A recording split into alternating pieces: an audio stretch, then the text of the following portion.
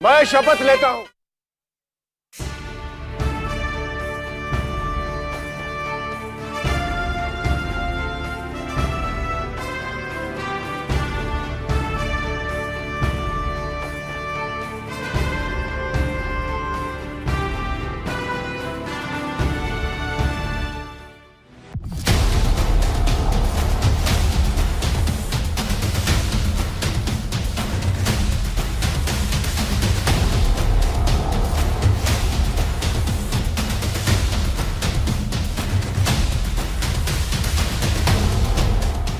बर्बर रजाकरों ने हैदराबाद शहर के कस्बों और ग्रामीण इलाकों में अपनी खूनी गतिविधियों का विस्तार किया। समुदाय विशेष की चुन चुनकर हत्याएं, महिलाओं का अपहरण, घरों और खेतों में लूटपाट और आतंक से भरे तानाशाही शासन में बहुसंख्यक लोगों की संपत्ति को लूटा जा रहा था। यही नहीं, कई महिलाओं की अस्मत रजाकरों के दरिंदों ने तार तार कर दिया। नतीजतन हजारों को राज्य से भागना पड़ा। ये भारत की आजादी के शुरुआती महीने थे। 1948 तक आते आते कई रियासतें एक समस्या की तरह, चुनौती की तरह सामने आ रहे थे और हैदराबाद उन्हीं रियासतों में से एक था। और आंकड़े बताते हैं कि करीब 40,000 से ज्यादा लोग हैदराबाद रियासत से पलायन करके दूसरे राज्यों में पहुंचे, खासकर मध्य प्रांत में। और एक बड़ी वजह इसकी थी कि हैदराबाद के 150 गांव में करीब वहां पे निजाम और रजाकरों के अत्याचारों का सिलसिला शुरू हो गया था। ये एक चुनौती थी।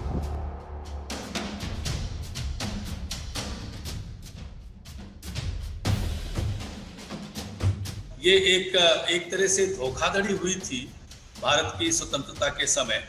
जो निज़ाम ने पहले कुछ और कहा, बाद में कुछ और कहा, और धीरे धीरे वो अपने बदलते गए रंग। और आपको पता है कि जिस प्रकार से उन्होंने एक इतनी बड़ी और क्रूर सेना, प्राइवेट मिलिशिया आर्मी टाइप की खड़ी कर ली थी, रजाकार्स की, जो बिल्कुल आतताइयों की तरह जाकर के लोगों को मारते काटते थे। और अंततः मुझे लगता है कि हमारे जो स्वतंत्र भारत के पहले गृह मंत्री थे और उप प्रधानमंत्री माननीय पटेल जी, सरदार वल्लभ भाई पटेल, अगर वो और उनकी दूरदृष्टि नहीं होती तो ये और भी मुश्किल होता। महान सम्राटों से लेकर विदेशी आतताइयों तक, विस्तारवाद से लेकर साम्राज्यवाद तक, इस देश ने सब कुछ झेला और देखा।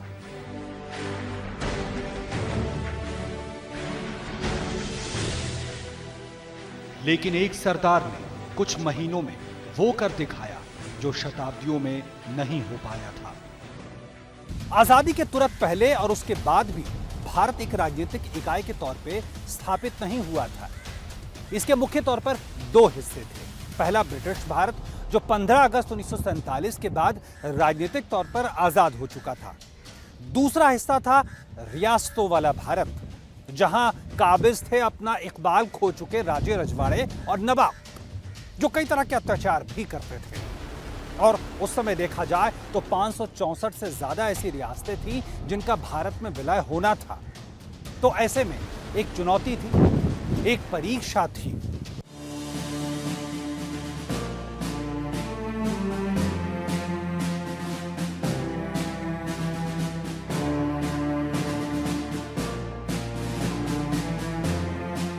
आज के राज्यों आंध्र, तेलंगाना, कर्नाटक और महाराष्ट्र तक फैला था हैदराबाद के निजाम का शासन।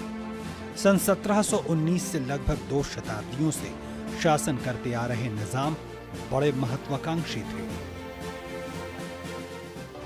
हैदराबाद के निजाम थे और वो तो बहुत अमीर थे। उन्होंने भी ऐलान किया कि अपनी स्वाधीनता का। हैदराबाद के जो निजाम थे, ये संकेत मिल रहे थे भारतीय सरकार को, नेहरू और पटेल को, कि वो ये कोशिश कर रहे हैं कि कहीं से बाहर से रिकॉग्निशन मिल जाए, मदद मिल जाए, तो वो एक इंडिपेंडेंट रिपब्लिक अपना स्थापित करें। 1947 का समय आ गया और उन्होंने कुछ फैसला नहीं किया तो उनको 1 साल का समय दिया गया। स्टैंड स्टिल एग्रीमेंट इसको कहते थे कि कोई रजवाड़े अगर चाहते हैं कि अपना फैसला वो स्थगित करें तो उनको 1 साल का समय दिया जाए।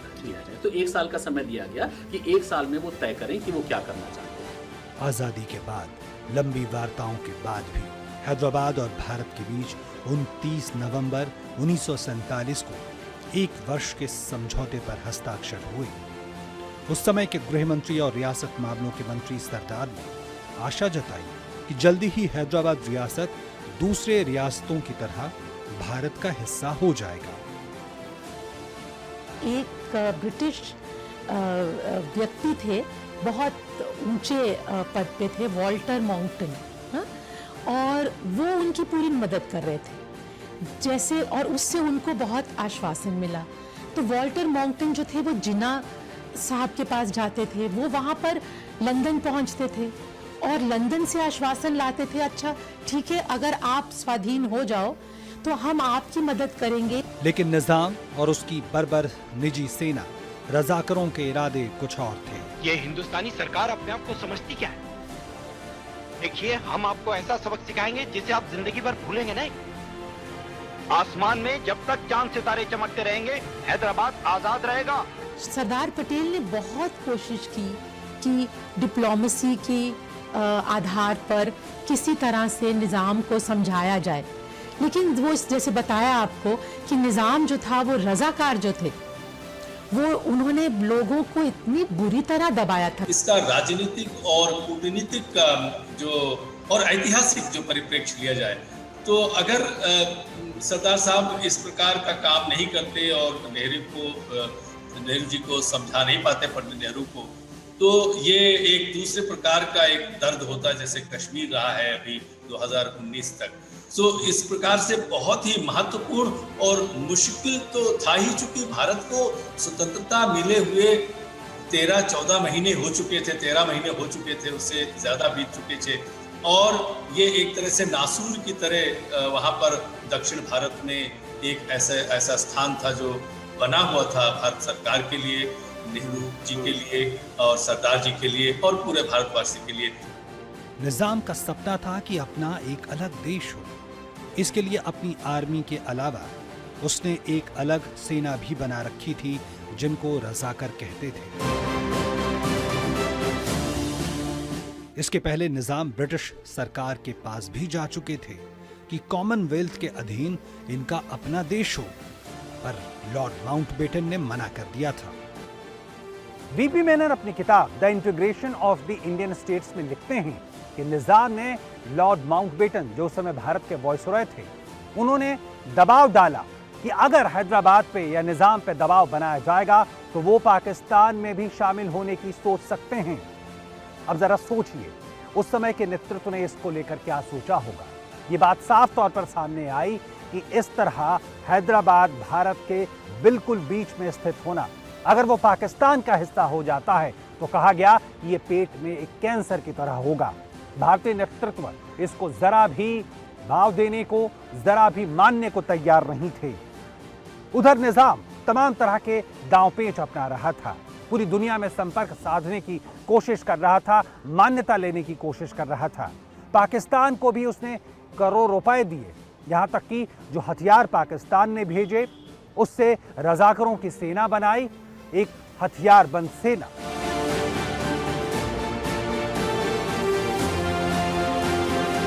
रातों रात महीनों के अंदर 2-2 लाख जो है उनके लड़ाके तैयार हो जाएं और उनका एक ही उद्देश्य था कि एक संप्रदाय विशेष के विरुद्ध अत्याचार करना, मार काट करना। वो तो बहुत अपने में स्वयं में एक अलग विषय है कि रजाकार कितना क्रूर थे और रजाकार के जो उस समय सिपह सालार थे, वो उस समय MIM कहा जाता था उनको, जो आजकल AIMIM है।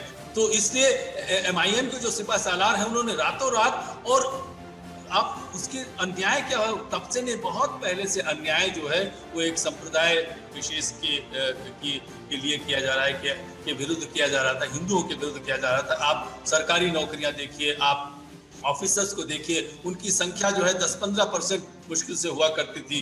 तो पहले से ही परेशान था एक समुदाय, और उस समुदाय को और भी इतना क्रूरता से दबाने का जो प्रयास किया गया, उसमें MIM सीधे संलिप्त था। माउंटबेटन ने जून 1948 में फिर एक एग्रीमेंट रखा। उसके मुताबिक सब चलता रहेगा वैसे ही। निजाम हेड ऑफ स्टेट रहेंगे, पर धीरे धीरे जनता की रायशुमारी से फैसला किया जाएगा।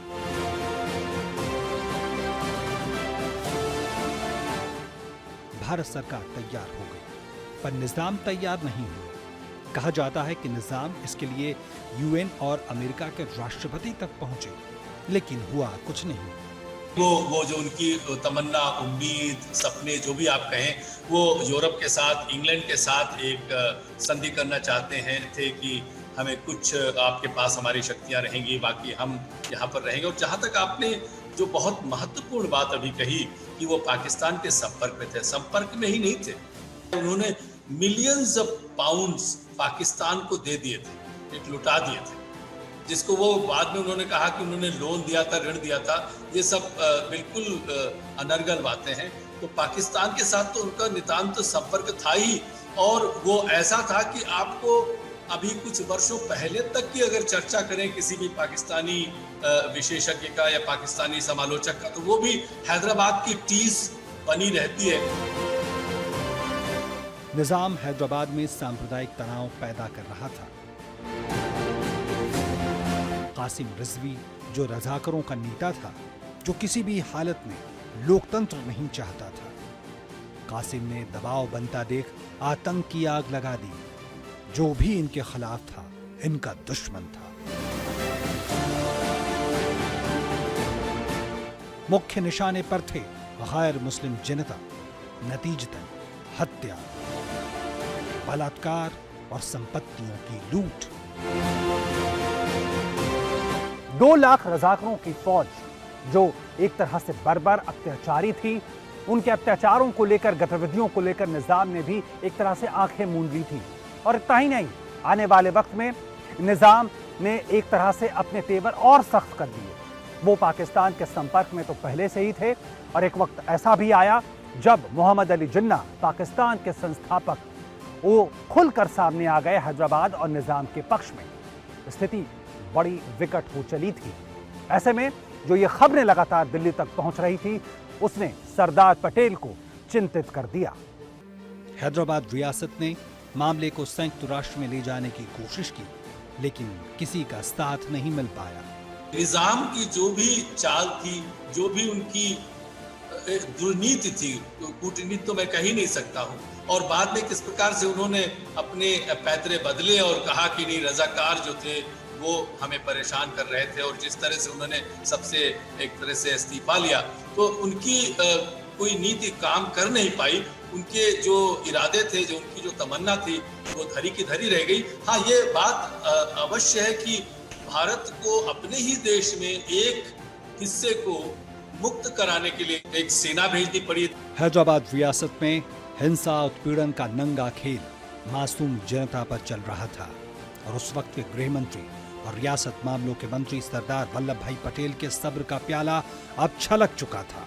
पंडित नेहरू जो हमारे प्रधानमंत्री थे, उस समय उनको आशंका थी कि कहीं अगर हम इस प्रकार की कार्रवाई करें तो उससे देशव्यापी और भी विद्रोह न हो। चुकी बंटवारे के समय 1946 और 47 में जिस प्रकार से रक्तपात हुआ था, तो उनको लग रहा था तो ये निर्णय निश्चित रूप से बहुत ही कठिन रहा होगा। लेकिन जैसा कि हम जानते हैं, और इतिहास इसका एक प्रमाण भी है, गवाह भी है, कि सरदार वल्लभ भाई पटेल के से जब उन्होंने संपर्क किया, और सरदार साहब ने उनको पूरी तरह से अपने विश्वास में लेते हुए कहा कि आप ये निर्णय लें और मेरे ऊपर दायित्व छोड़ें, और मैं आपको हैदराबाद को एक तरह से क्लीन करके, जो भारत है इसकी सफाई करके आपको देता हूं।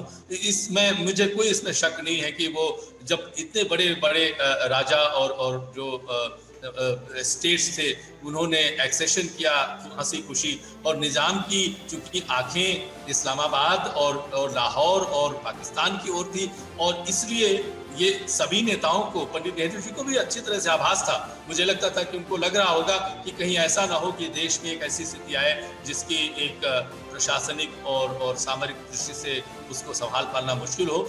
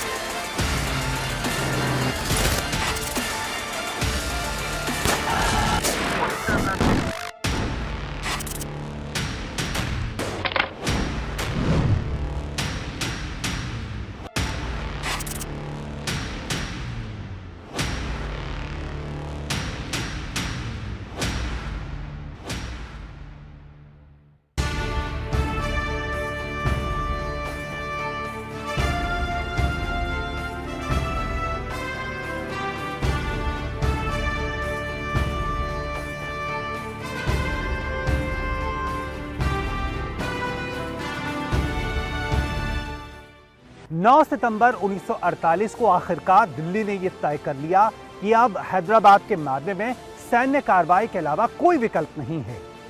सेना के दक्षिणी कमान को इस बात की सूचना दे दी गई कि 13 सितंबर को तड़के ये कार्रवाई शुरू की जाए और सेना की इस कार्रवाई या कहें ऑपरेशन का नाम दिया गया ऑपरेशन पोलो। ऑपरेशन पोलो नाम देने के पीछे एक वजह थी कि अकेले हैदराबाद शहर में कहते हैं 17 पोलो ग्राउंड थे उस वक्त। तो इस तरह से आगाज हुआ ऑपरेशन पोलो का। 13 सितंबर 1948 को भारत में पहली बार इमरजेंसी जैसी स्थिति बनी। इस दिन भारत के 36,000 सैनिकों ने हैदराबाद में डेरा डाला। भारतीय सेना के लेफ्टिनेंट जनरल राजेंद्र सिंह जी और मेजर जनरल जयंतो नाथ चौधरी को करीब 5 दिनों तक चले सशस्त्र संघर्ष के बाद आखिरकार 17 सितंबर 1948 की शाम को हैदराबाद की सेना ने आत्मसमर्पण कर दिया। The men under my command were called upon to perform a superhuman task and against very heavy odds. There was no alternative for me left but to surrender.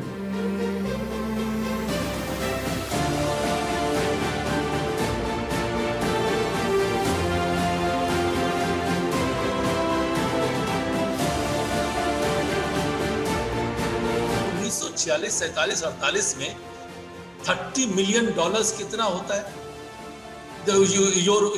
Pound Britain का कितना पैसा इन्होंने दिया था पाकिस्तान को।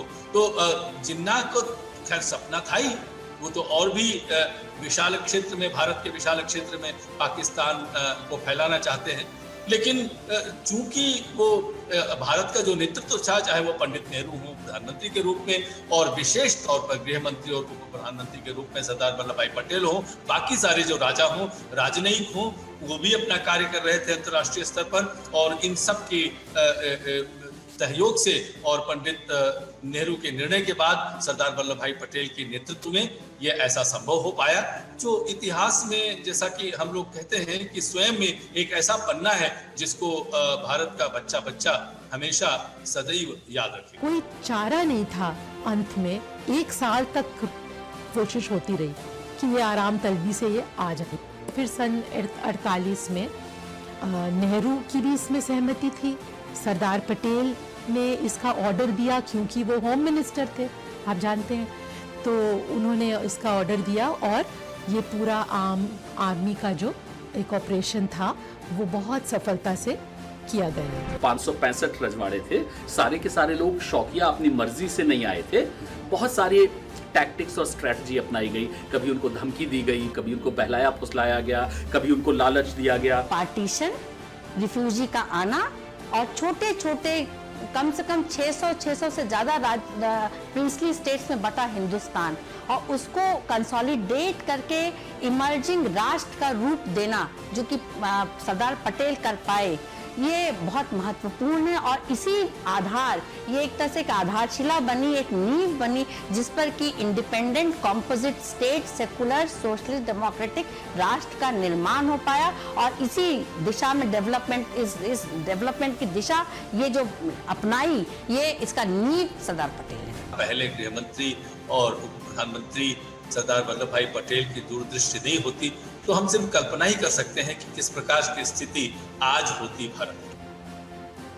18 तारीख को मेजर जनरल चौधरी की अगुवाई में भारतीय सेना शहर में दाखिल हुई। कुल मिलाकर यह ऑपरेशन 108 घंटे चला और हैदराबाद भारत का अभिन्न हिस्सा बन गया।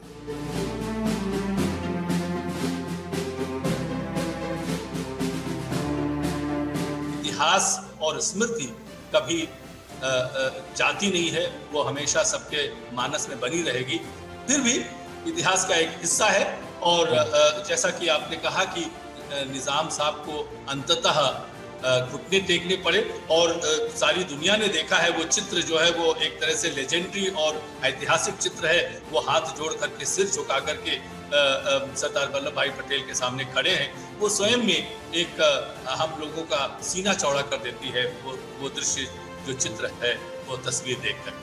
करीब 5 दिनों तक चले ऑपरेशन पोलो के अभियान के बाद रजाकरों के लगभग 1300 लोग मारे गए। इतना ही नहीं, हैदराबाद स्टेट के करीब 800 जवान भी इस लड़ाई में मारे गए। और यही नहीं, भारतीय सेना के भी कई जवानों ने अपना सर्वोच्च बलिदान दिया, कुर्बान हुए।